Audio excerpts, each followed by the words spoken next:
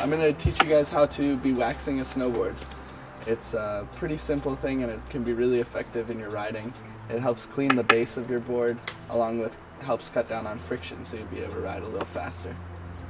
So the first thing that we have to do is scrape off all the wax from last year, anything that was left over. There's not too much, and I think I got it started a little bit, but you can see it just comes off as a ribbon. Comes off real nicely and should be picking up some of the dirt that's in there. Shall we move on to step 2? So now that we've scraped off all of the residual wax, we're gonna put some new, fresh, clean wax on there. Now what I like to do is just get the iron nice and hot to a point where it feels heated up. You feel like it's gonna melt through the wax that you drip.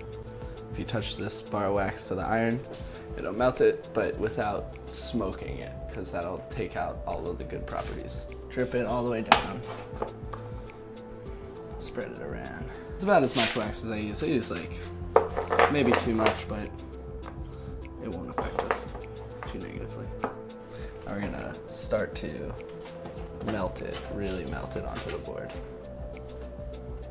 So always keep it moving, just like you're ironing your clothes. You don't want to burn the plastic or be too aggressive, but I just focus on all those little drops that I put around, and I smooth it out. I don't really worry about it being too even, anything like that. Just as long as everything's covered, it doesn't really matter how thick the coverage is. This is important to do this pretty much as quickly as you can. All right, so all those little cracks that I had scraped out before are filled in, and we are now ready to let all this wax cool.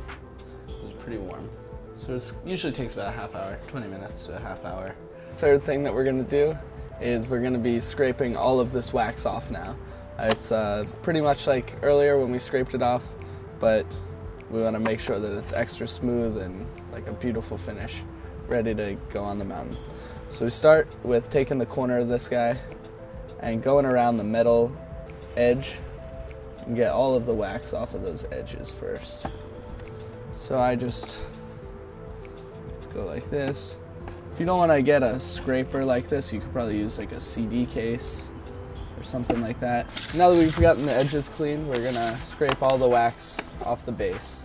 As you'll see, it's gonna start to lift some of this dirt out, so we're don't be shocked if the wax looks a little more gray than bright white. So now that we're all smoothed out, waxed on, waxed off, we're ready to go shred the gnar.